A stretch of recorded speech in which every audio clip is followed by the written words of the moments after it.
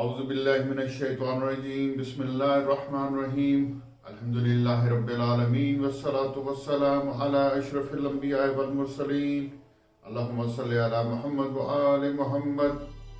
Welcome back to the Right Track channel, ladies and gentlemen. Today the topic I've chosen is about how to understand the reality of life. قرآن مجید میں ارشاد بسم اللہ الرحمن الرحیم وَمَا الْحَيَاةُ الدُّنْيَا إِلَّا مَتَاعُ الْغُرُورِ کہ یہ دنیا کچھ نہیں ہے ماں سوائے چند دن کے سامان دھوکہ کے. کچھ نہیں ہے ماں سوائے کہ یہ ایک دھوکے کا سامان ہے.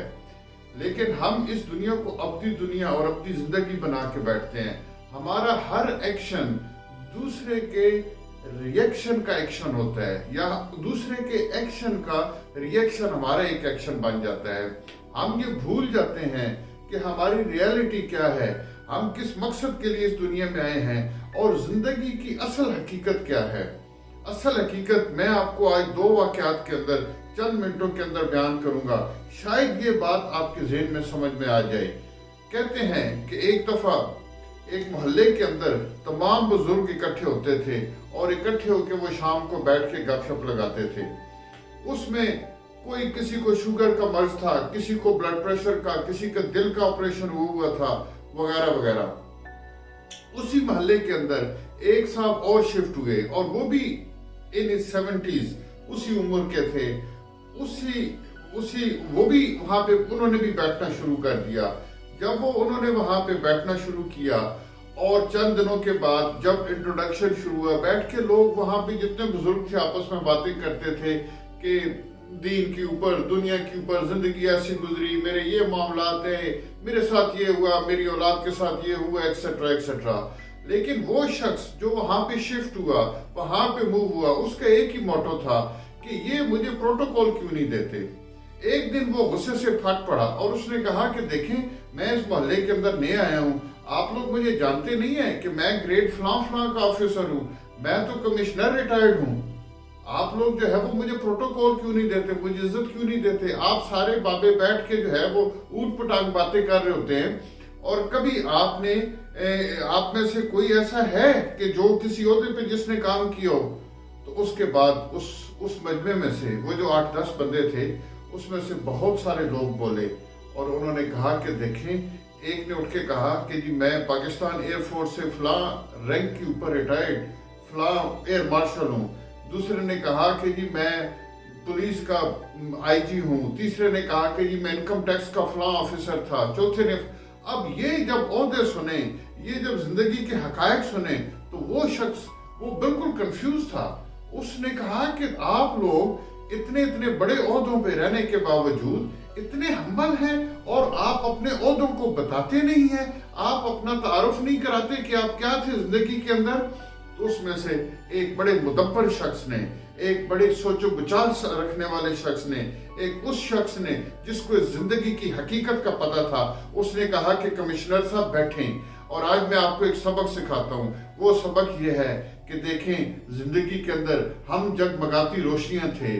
ہم وہ لوگ تھے جو کوئی 20 واٹ کا بلب تھا, کوئی 40 واٹ کا بلب تھا, کوئی 60 کا تھا, کوئی 100 کا تھا, کوئی 200 کا تھا. ہم نے مختلف شعبوں کے اندر بات چیت کی, ہم نے مختلف شعبوں کے اندر زندگیاں گزاری. ہم نے اپنے آپ کو, اپنے علاقے کو, اپنے محلے کو, اپنی اولاد کو, اپنے خاندان کو روشنیاں دی, تحفظ دیا. لیکن ہمارے عہدے مختلف تھے, ہمارے رینکس مختلف تھے. لیکن ریٹائرمنٹ کے بعد ہم تمام فیوز بلب ہیں, ہم فیوز بلب ہو گئے ہیں. اب ہماری کوئی حیثیت نہیں ہے. چاہے 20 واٹ کا بلب, 40 کا, 60 کا, 70 کا, 200 کا, 2000 کا جب فیوز ہو جاتا ہے تو وہ اسی ٹوکری کے اندر ڈال دیا جاتا ہے جہاں پہ 20 واٹ کا پڑا ہے, اور 20 واٹ کا بلب اسی ٹوکری میں ڈال دیا جاتا ہے جہاں پہ 200 واٹ کا بلب پڑا ہے. اب ہماری کوئی ویلیو نہیں ہے, اب ہماری کوئی اوقات نہیں ہے, اب ہماری کوئی روشنی نہیں ہے, اب ہمارا کوئی رینک نہیں ہے. اب ہم تمام ایک ہی ہیں. ہم کیا ہیں؟ فیوز بلب ہیں. اسی طرح میرے دوستو زندگی کو آگے لے کے چلتے ہیں. اب زندگی کو مزید آگے لے کے چلتے ہیں کہ اس فیوز بلب تک تو ہماری زندگی پھر بھی تھی, ہم ایک ڈبے میں بند تھے. اب آتے ہیں گیم آف چیس کے اوپر. یہ وہ گیم ہے جو دنیا کے اندر سب سے زیادہ کھیلی گئی. یہ ایک بورڈ گیم ہے جس کے اندر لوگ بیٹھ کے گھنٹوں گھنٹوں اپنا ٹائم برباد کرتے ہیں، انجوائے کرتے ہیں، شرطیں لگاتے ہیں، اور ذہنی گیم ہے۔ اس کے اندر کیا ہوتا ہے کہ دو پارٹیاں ہوتی ہیں، ایک میں ہوں، ایک آپ ہیں، آپ مجھ سے سبقت لینے کی کوشش کر رہے ہیں، یہ اس سے وہ میرے سے سبقت لینے کی کوشش کر رہا ہے، ہم اس کی اپنی چال ہے، میری اپنی چال ہے۔ دیکھیں اب اس چیس گیم کے اندر کیریکٹر ہیں، مختلف کردار ہیں۔ کیا کردار ہیں؟ ایک کردار ہے جس کو بادشاہ کہتے ہیں، جو سب سے بڑا ہوتا ہے، پوری کی پوری اس کی جو رعایا ہے، اس کی فوج ہے، اس کو بچانے کی کوشش کرتی ہے۔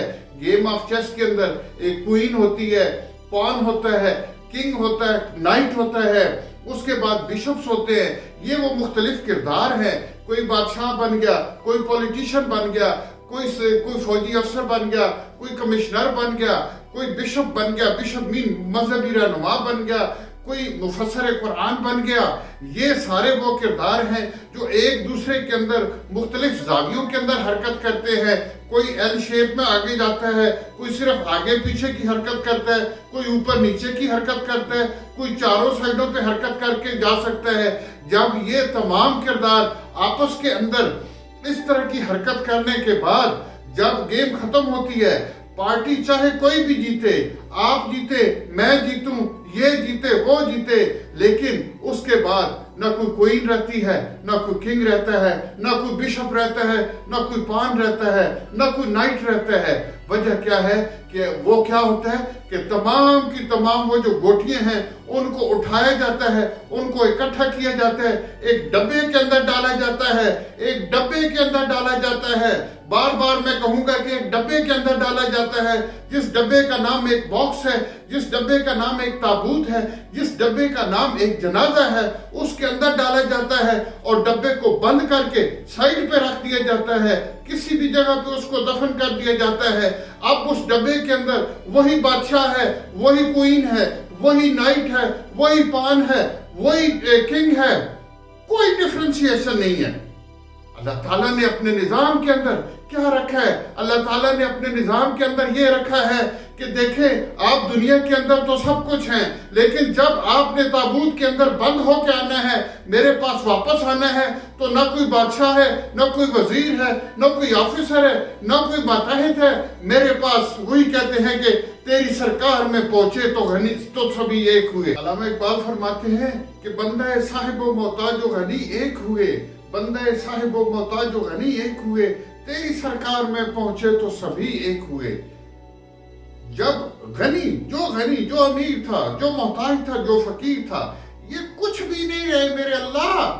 جب تک یہ اس دنیا میں تھے، جب تک ان کا اپنا نظام تھا، یہ سب کچھ تھے۔ جب تیری درگاہ کے اپنے سامنے پہنچ گئے، چاہے وہ نماز کی حالت میں تھے، چاہے وہ زکوٰۃ کی حالت میں تھے، چاہے وہ حج کی حالت میں تھے، چاہے وہ مرنے کے بعد قبر میں گئے، تو یہ سب کے سب ایک ہوئے۔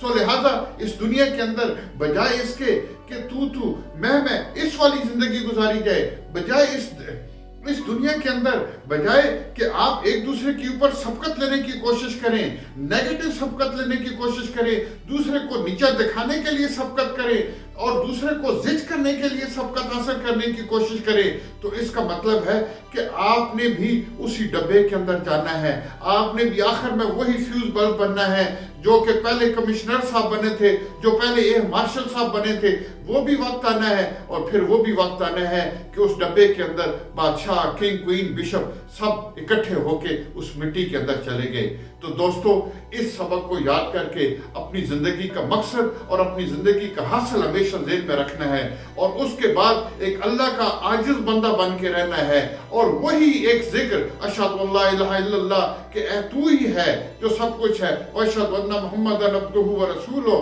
اور اللہ کے رسول ہیں، اور ان کا پیغام یہی ہے کہ میں نے یہ پوری اپنی زندگی عجز و انکساری کے ساتھ گزارنی ہے، اور زندگی کا حاصل یہ ہے کہ میں نہیں، پہلے آپ۔